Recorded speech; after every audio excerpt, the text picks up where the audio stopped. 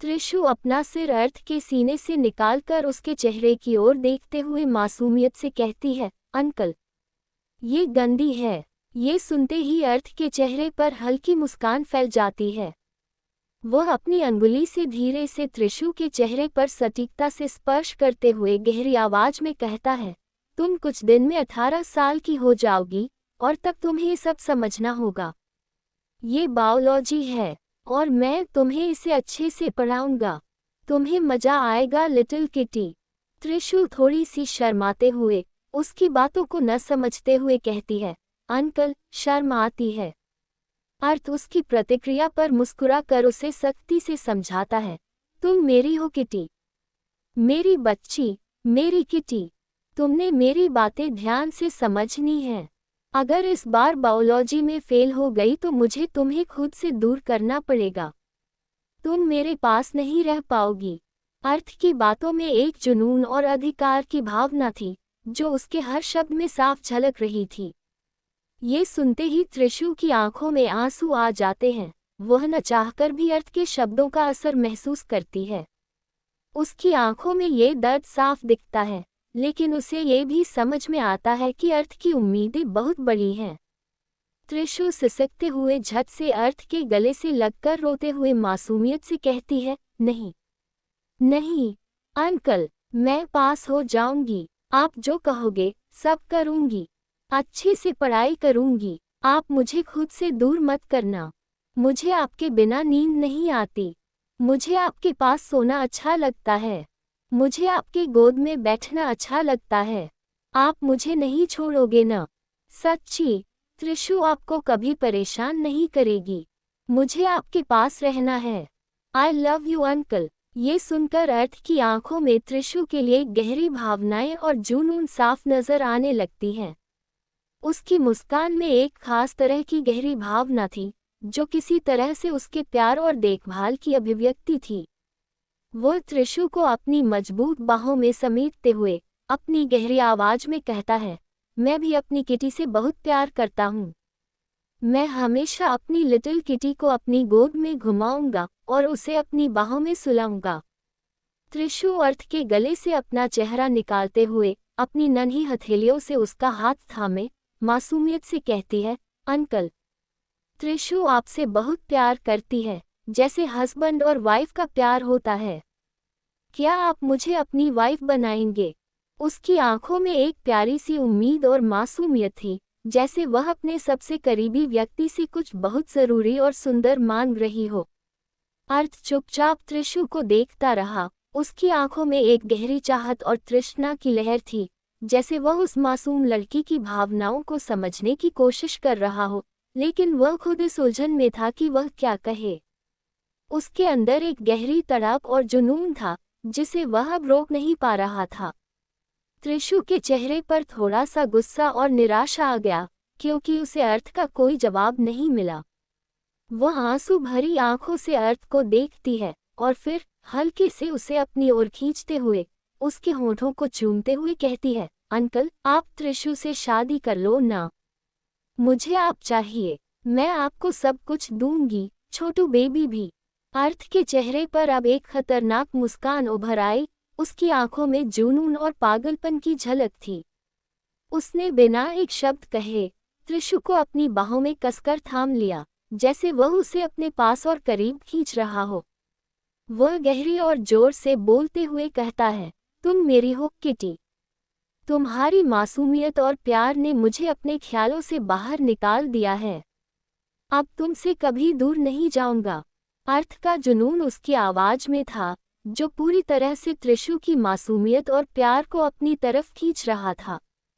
त्रिशु ने ये सब पूरी तरह से महसूस किया, हालांकि उसे खुद पूरी तरह से समझ नहीं आ रहा था कि वह क्या कह रही है, लेकिन वह अर्थ की शरण में महसूस कर रही थी, जैसे वह उसे किसी बड़े और शक्तिशाली किले में छिपा रहा हो। त्रिशु अर्थ की मजबूत बाहों से धीरे से निकलते हुए मासूमियत से कहती है, अंकल, आप त्रिशु से शादी करोगे ना? सच्ची में त्रिशु आपको अपनी जैसी क्यूट क्यूट बेबी देगी। वह अपनी प्यारी आंखों से अर्थ को देखती है। उसकी मासूमियत और नन्हे सपनों की झलक थी। अर्थ उसकी मासूमियत को देखता है लेकिन उसकी आंखों में एक गहरी तृष्णा और जुनून की झलक थी, जैसे वह अब खुद को नियंत्रित नहीं कर पा रहा हो। वह धीरे से त्रिशु के पास आता है और अपनी गहरी आवाज में कहता है, लगता है मेरी छोटी सी किटी को बच्चे चाहिए। मैं तुम्हें वो सब दूंगा, किटी, लेकिन तुम्हें थोड़ा दर्द सहना होगा। ये सुनते ही त्रिशु थोड़ा डर जाती है, लेकिन उसे अपनी मासूमियत में ये सब समझ नहीं आ रहा था। फिर भी उसे सिर्फ अपने अंकल की चाहत थी। वह खुशी से चहकते हुए कहती है, अंकल, अगले हफ्ते तेहू का बर्थडे है। आप तेहू को क्या गिफ्ट दोगे? अर्थ की आवाज में गहरी तड़प थी, उसकी आंखों में एक खास तरह की चमक और जुनून था। वह हंसते हुए जवाब देता है, क्या चाहिए मेरी लिटिल किटी को? त्रिशु खुशी से चहकते हुए कहती है, आप मुझसे शादी करो और फिर मुझे ढेर सारा प्यार दो और छोटा बेबी दे दो। उसकी आंखों में अब एक चमक थी और वह अर्थ के साथ अपने सपनों को जीने की सोच रही थी। वह उम्मीद और प्यार की झलक देख रही थी। अर्थ ने धीरे से त्रिशु के बालों में हाथ फेरा और उसकी आंखों में गहरी तृष्णा के साथ कहा, तुम मेरी हो किटी, मेरी पत्नी हो, है ना? त्रिशु खुशी से सिर हिलाते हुए मुस्कुराए। उसकी मासूमियत में एक निर्दोष विश्वास था, जो अर्थ के दिल में गहरी हलचल पैदा कर रहा था। अर्थ की आंखों में जुनून की चमक थी, जैसे वह उसे अपने से जोड़ने की कोई भी कड़ी नहीं छोड़ना चाहता था। उसने त्रिशु को अपनी गोदी में अच्छे से बैठाया और अपने फोन में एक वीडियो चलाया, जिसे वह दोनों एक साथ देखेंगे। उसने धीरे से कहा, अब हम वाइफ और हस्बैंड हैं, किटी। तुमने इस रिश्ते में कदम रखा है और अब तुम मुझे पूरा अपना समझोगी। ये वीडियो तुम्हारे लिए है, क्योंकि हमें एक साथ हर पल को जीना है। वह त्रिशु को घेरते हुए उसकी नज़रों में एक उग्र पागलपन दिखाते हुए कहा, अब हम ये सब एक साथ करेंगे, किटी। उसके शब्दों में गहरी तड़प और जुनून था, जो उसकी हर बात से झलक रहा था। त्रिशु को महसूस हुआ कि यह रिश्ता सिर्फ एक प्यारी शुरुआत नहीं था, बल्कि अर्थ के अंदर कुछ और ही था, एक गहरी चाहत, जो उसे अपने और त्रिशु के बीच हर चीज को महसूस करने की प्रेरणा दे रही थी। अर्थ ने वीडियो चालू किया और उसे त्रिशु के साथ देखने लगा। त्रिशु की आंखें शर्म से झुकी हुई थीं, उसके गाल हल्के गुलाबी हो गए थे। वह असहज महसूस कर रही थी, लेकिन फिर भी अर्थ के पास बैठी थी, अपनी मासूमियत में पूरी तरह से खोई हुई थी। अर्थ का ध्यान पूरी तरह से वीडियो पर था, लेकिन त्रिशु की प्रतिक्रिया को वह महसूस कर रहा था। उसकी आंखों में एक जुनून था, जैसे वह इस रिश्ते को एक नए स्तर तक ले जाना चाहता हो। त्रिशु ने थोड़ी देर बाद नजरें झुका ली और मासूमियत से कहती है, अंकल, ये क्या है? मुझे अजीब सा लग रहा है, आप इसे बंद कर दो ना। अर्थ ने उसकी बातों पर एक डेविल स्माइल के साथ नजर डाली और कहा, तुम अभी कुछ नहीं समझ पा रही हो, किटी।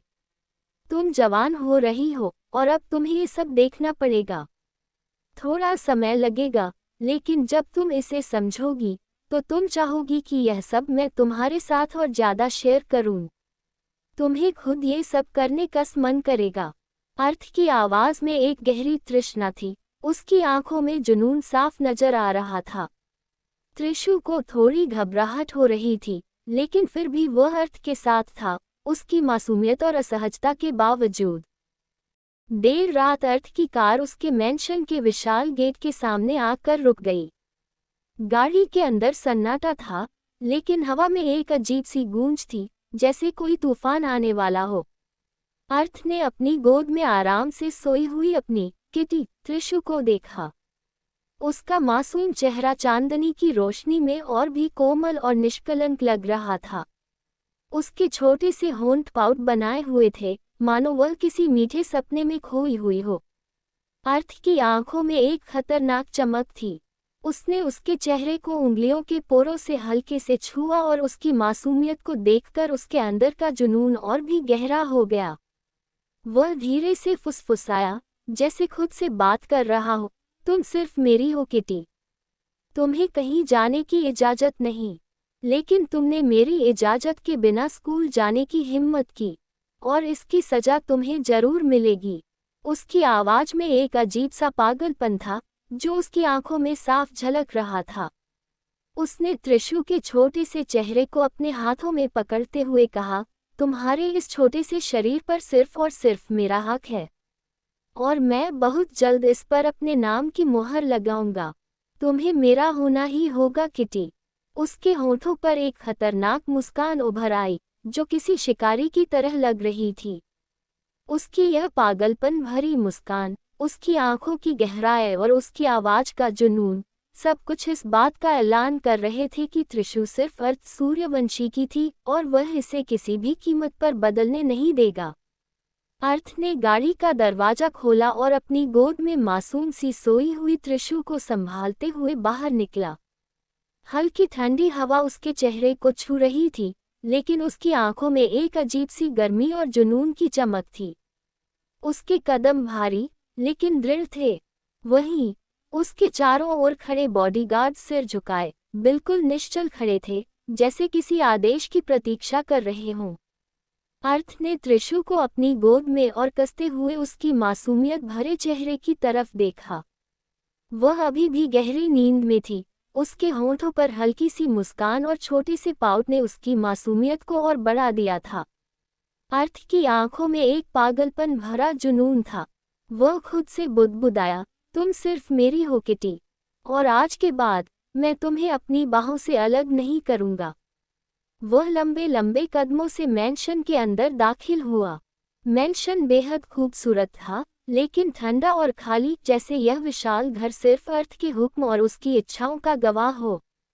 हर चीज पर अर्थ की तानाशाही का एहसास होता था। दीवारों पर लगी महंगी पेंटिंग्स और झूमर की चमचमाती रोशनी भी इस सन्नाटे को तोड़ने में नाकाम थी। अर्थ ने बिना किसी की ओर ध्यान दिए त्रिशु को अपनी गोद में मजबूती से थामे सीढ़ियों की ओर कदम बढ़ाए।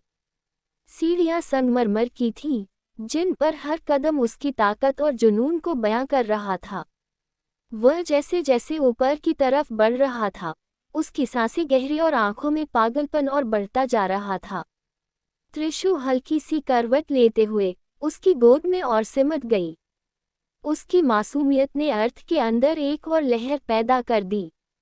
वह धीरे से बुदबुदाया, तुम मेरी हो त्रिशु, सिर्फ मेरी। इस दुनिया में कोई भी तुम्हें मुझसे छीनने की हिम्मत नहीं कर सकता।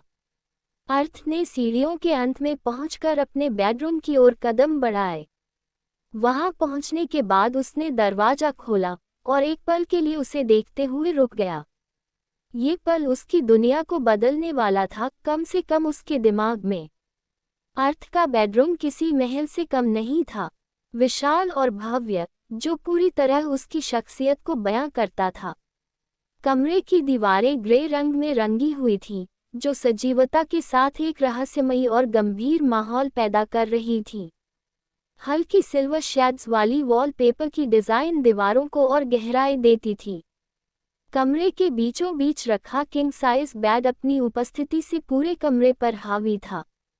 बेड के पीछे की दीवार पर अर्थ की एक बड़ी सी तस्वीर थी, जिसमें वह गंभीर और तानाशाही भरे अंदाज में कैमरे को देख रहा था। ये तस्वीर जैसे कमरे के हर कोने पर उसकी उपस्थिति का एहसास करा रही थी। तस्वीर के ठीक नीचे एक सिल्वर फ्रेम में AS आर्थ सूर्यवंशी लिखा हुआ था, जो उसके नाम की शक्ति को दर्शाता था। बेड को रॉयल ब्लैक और ग्रे बेडशीट से सजाया गया था, जिसमें हल्की सिल्वर एम्ब्रॉयडरी थी। बिस्तर के चारों ओर बड़े बड़े तकिए रखे थे, जिन पर मोनोग्राम बना हुआ था। बेड के दोनों ओर साइड टेबल थी, जिन पर महंगे क्रिस्टल लैंप लगे हुए थे। उनकी रोशनी इतनी हल्की थी कि कमरे में एक सुकून भरी लेकिन दूर सी रोशनी फैल रही थी। कमरे के एक कोने में एक बड़ा और आधुनिक स्टडी टेबल था, जिस पर महंगे कागजात, एक लैपटॉप और एक सोने के फ्रेम में जड़ी घड़ी रखी हुई थी। टेबल के ठीक पीछे किताबों से भरी एक विशाल शेल्फ थी, जिसमें हर किताब बड़े ही व्यवस्थित तरीके से रखी गई थी। दूसरी तरफ एक बड़ी सी खिड़की थी, जिस पर ग्रे और सिल्वर वेलवेट के पर्दे लटक रहे थे। पर्दे के पीछे से चांदनी हल्की हल्की छनकर कमरे के अंदर आ रही थी। खिड़की के पास एक आरामदायक आर्मचेयर और एक छोटी सी गोल टेबल रखी हुई थी, जिस पर एक क्रिस्टल का वास था जिसमें सफ़ेद गुलाब सजे हुए थे। फर्श पर सफ़ेद और ग्रे मार्बल की टाइल्स थीं, जो कमरे को और भव्य बना रही थी। बिस्तर के ठीक सामने एक बड़ी सी एलईडी स्क्रीन लगी हुई थी, जो कमरे की आधुनिकता को दर्शा रही थी। स्क्रीन के नीचे एक बड़ा साउंड सिस्टम और अन्य इलेक्ट्रॉनिक गैजेट्स रखे हुए थे। कमरे में हल्की लकड़ी की खुशबू फैली हुई थी, जो किसी महंगे डिफ्यूज़र से आ रही थी। हर चीज़ इतनी परफेक्ट और व्यवस्थित थी, जैसे कमरे का हर कोना अर्थ की सटीकता और नियंत्रण का प्रतीक हो। ये कमरा न सिर्फ उसकी संपन्नता को दर्शा रहा था, बल्कि उसकी गंभीरता, जुनून और तानाशाही व्यक्तित्व की झलक भी दे रहा था। अर्थ की गोद में छोटी सी त्रिशु हल्की हल्की कसमसा रही थी, जैसे वह गहरी नींद में किसी मीठे सपने में डूबी हो। उसके मासूम चेहरे पर थकावट के साथ एक मासूम मुस्कान थी, जो अर्थ के दिल में हलचल पैदा कर रही थी। अर्थ ने उसे धीरे से अपनी गोद में अच्छे से एडजस्ट किया और बैग के बीचों बीच सुला दिया। कमरे की हल्की रोशनी त्रिशु के मासूम चेहरे पर पड़ रही थी, जिससे उसकी मासूमियत और भी स्पष्ट हो रही थी।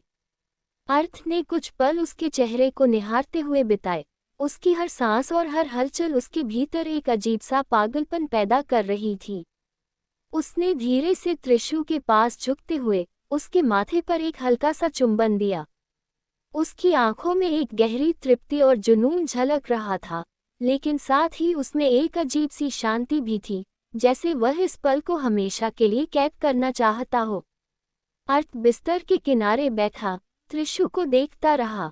वह अपने आप से बुदबुदाया, तुम सिर्फ मेरी हो त्रिशु, मेरी किटी। मैं तुम्हें किसी और की छाया तक में नहीं आने दूंगा। तुम्हारे हर सपने और हर सांस पर सिर्फ मेरा हक है। उसकी आवाज़ धीमी थी, लेकिन उसके शब्दों में जुनून और पागलपन का संगम था। त्रिशु मासूमियत से गहरी नींद में थी, और अर्थ उसकी मासूमियत को अपनी आंखों में बसा रहा था।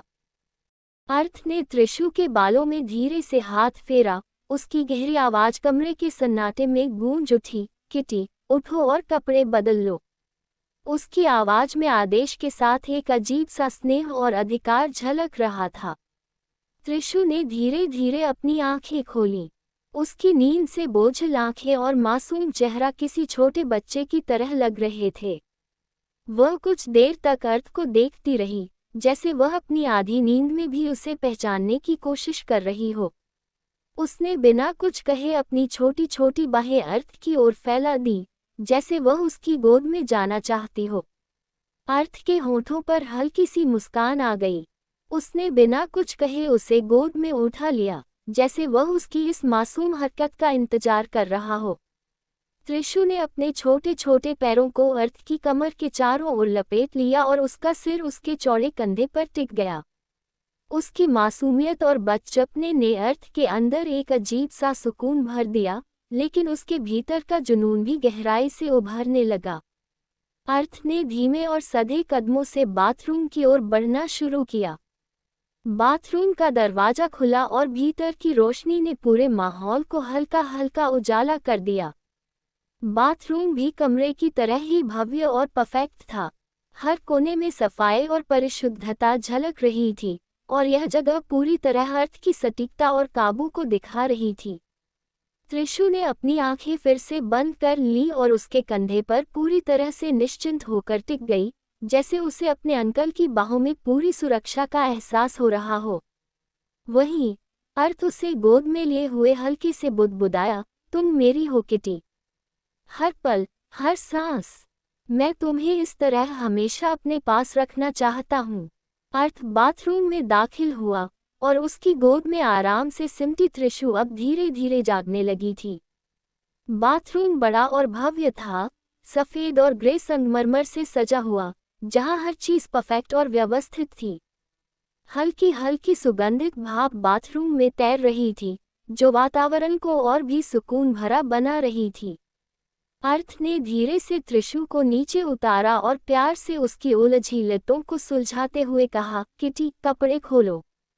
त्रिशु ने शर्माते हुए सिर झुका लिया। वह अब भी आधी नींद में थी, लेकिन अर्थ की मौजूदगी उसे जागृत कर रही थी। उसने धीरे से अपनी यूनिफॉर्म उतारी और साइड बास्केट में डाल दी। वह अब हल्की ठंड को महसूस कर रही थी और उसकी मासूमियत के साथ शर्म उसके चेहरे पर साफ झलक रही थी। उसके गाल हल्के गुलाबी हो गए थे और वह खुद को अर्थ की निगाहों से बचाने की कोशिश कर रही थी। अर्थ ने उसके झुके हुए सिर को अपने हाथों से हल्के से ऊपर उठाया और उसकी आंखों में देखते हुए गंभीर आवाज में कहा, किटी, मुझसे कभी भी कुछ छुपाने की कोशिश मत करना। तुम जो भी हो, जैसी भी हो, मैं तुम्हें वैसे ही चाहता हूँ। त्रिशु ने धीरे से हाँ में सिर हिलाया और अपनी मासूम आंखों से अर्थ की ओर देखा। उसकी मासूमियत ने अर्थ के भीतर के जुनून को और गहरा कर दिया, लेकिन उसने खुद को संयमित रखते हुए एक तौलिया उठाया और उसे सौंप दिया। चलो, जल्दी से फ्रेश हो जाओ, अर्थ ने हल्की मुस्कान के साथ कहा। इतना कहकर अर्थ ने त्रिशु की बांह को मजबूती से पकड़ते हुए उसे शावर के नीचे खड़ा किया। उसकी आंखों में एक अजीब सी चमक और जुनून था। शावर के ठंडे पानी की बूंदें त्रिशु के शरीर पर गिरने लगी और वह ठंड से कांप गई। उसकी मासूम आंखें अर्थ को देखती, जिसमें असमंजस और डर की झलक थी। अर्थ ने गहरी सांस लेते हुए डेविल स्माइल के साथ कहा, तुम मेरी हो, किटी। और जब तुम मेरी हो, तो तुम्हें मेरी इजाजत के बिना कोई कदम नहीं उठाना चाहिए था। आज तुमने स्कूल जाने का फैसला किया बिना मेरी अनुमति के, और इसके लिए तुम्हें सजा मिलनी चाहिए। वह धीरे से त्रिशु की ओर झुका। उसकी आंखों में पागलपन और ताजगी का मिश्रण था। उसकी आवाज गहरी और सख्त थी, तुम्हें इस तरह पानी में रहना होगा, किटी। तुम्हारे लिए यह पनिशमेंट है, और आज के बाद मुझे और गुस्सा मत दिलाना। समझ गई। त्रिशु का दिल तेजी से धड़क रहा था और उसके चेहरे पर हल्की घबराहट थी। उसकी मासूमियत और डर दोनों ही उसकी आंखों में स्पष्ट रूप से दिखाई दे रहे थे। वह कांपते हुए अर्थ की ओर देख रही थी, लेकिन उसके आंसू पानी में छिप गए थे, जिससे वह उसे महसूस नहीं कर पा रही थी। अर्थ का जुनून अब पूरी तरह से उस पल में सिमट चुका था और उसने त्रिशु को समझाया, तुम मेरी जिम्मेदारी हो, किटी। और जब तक तुम मेरे पास हो, मैं तुम्हें कभी भी गलत नहीं करने दूंगा। त्रिशु का छोटा सा शरीर ठंडे पानी से कांप रहा था और धीरे धीरे उसके पैर लड़खड़ाने लगे। उसकी मासूम आंखों में असमंजस और डर था, लेकिन वह चुपचाप खड़ी रही, जैसे उसे अपने आसपास के माहौल को समझने की कोशिश कर रही हो। ठंडे पानी का असर उसके शरीर पर था और उसकी स्थिति में एक बेचैनी थी। अर्थ ने उसे देख लिया और बिना एक शब्द कहे शावर को बंद कर दिया। उसकी आंखों में गहरी तृष्णा और जुनून था, जैसे वह पूरी स्थिति पर अपना काबू चाहता हो। वह अपनी गहरी आवाज में बोला, अभी सजा खत्म नहीं हुई, किटी। वह धीरे से एक सफेद तौलिया उठाकर त्रिशु के ऊपर फेंकता है और फिर अपनी आवाज में और भी सख्त तरीके से कहता है, लपेटो इसे। त्रिशु की सिसकियों के बीच वह अपने गीले कपड़े उतारती है और तौलिए को अपने शरीर पर लपेट लेती है। उसकी आंखों में डर और घबराहट थी, लेकिन वह अर्थ की आज्ञा को मानते हुए अपने आप को ढकने की कोशिश करती है। तौलिया उसके शरीर को ढक रहा था, लेकिन उसकी मासूमियत और शर्म अभी भी उसके चेहरे पर झलक रही थी।